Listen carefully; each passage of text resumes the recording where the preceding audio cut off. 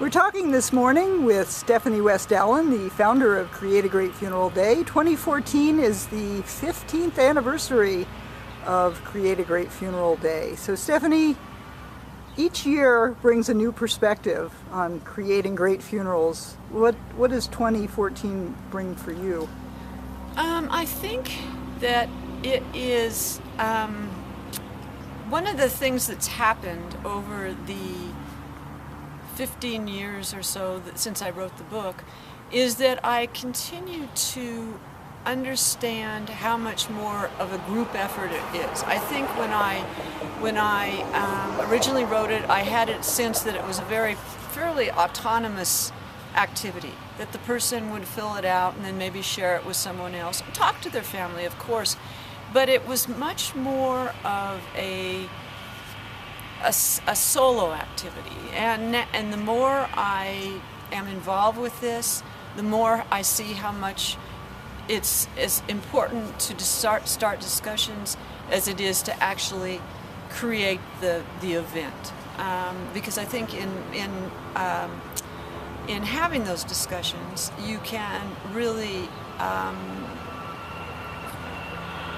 bring up topics that have pervasive effects, more far-reaching effects than just creating the funeral. Mm-hmm. In other words, you realize that your approach to things is different, that your values are different, that kind of thing.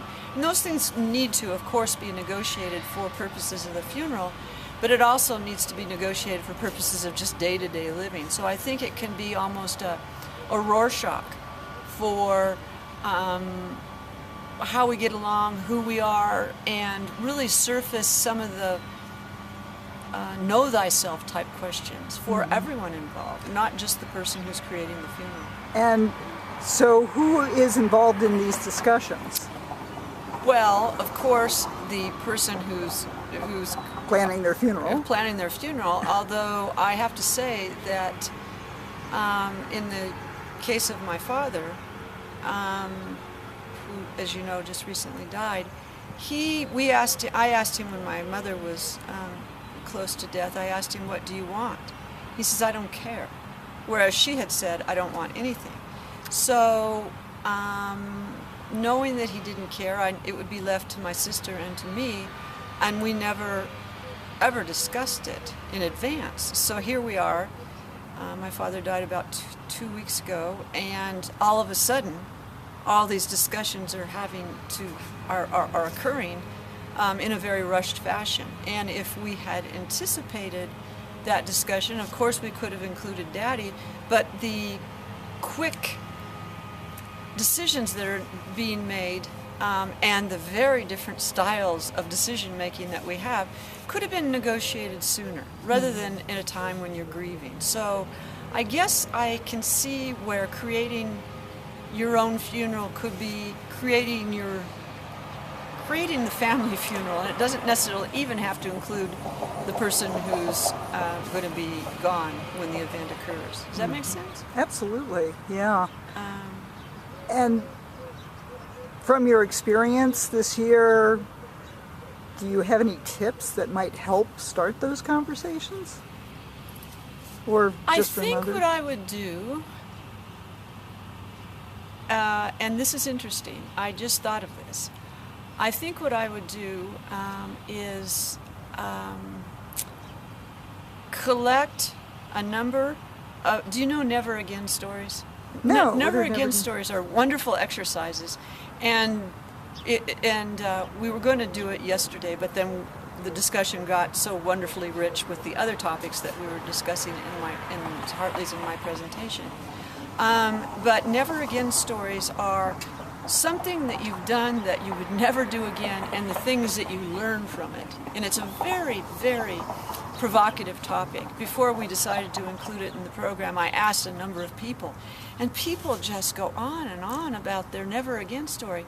And I think I would collect some Never Again stories about planning the funeral in the rush of the moment, because the family has not discussed what it is that they want, or even realize that there may be a difference in what they want. So I think I would collect a number of Never Again stories from families where they realize that their notions, their illusions of what they thought the funeral was going to be do not match. One sibling thinks it's going to be like this, and another sibling.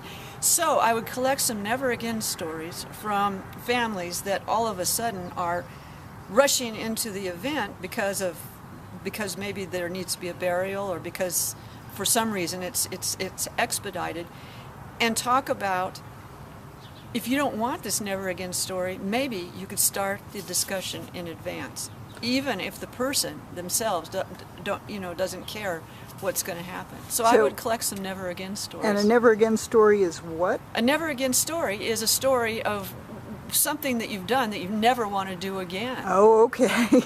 In other words, trying to think of I think that, for instance, there's a career decision that I made when I was trying to think of a never again story. And back then, when I was younger, the criteria that I used to make the career, I was at a fork in the road. And as I look back, I always wish I'd made the other decision. And so the never again part of it was, I made it based on certain external criteria that to me is no longer important. So never again would I make a decision based on those particular criteria. Okay. And it really, when you say never again would I want this to happen, never again would I do this, you then ask questions and realize that the never again really highlights what your values are. Because you know why you'd never do that again, and it's typically something that's very close to your heart, something that's very important to you, and you went astray somehow. Never again do I want to go astray from this value or from this dream or for whatever. And so never again stories can be very helpful, because by saying never again, you know what you do want to do. So I would collect some never again stories and present them to people and say, do you want your story after the funeral to be like this, or do you want to start in advance? Because we talked about the power of stories yesterday. So rather than just giving naked facts about what could happen, I'd get some horror stories, and I'm sure there are plenty. Oh yes, yes. So That's wonderful. And so if people can still get your book, just do a Google on creating your own funeral or memorial service, and it's on Lulu. Is that? Yes. Yeah, Lulu. It's for sale on Lulu. Yeah. It's interesting. I still get orders, and it really it doesn't have the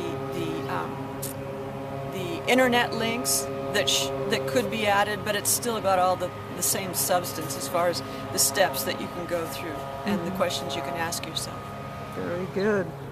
Stephanie West Allen, thank you for all you do. Thank you, Gail.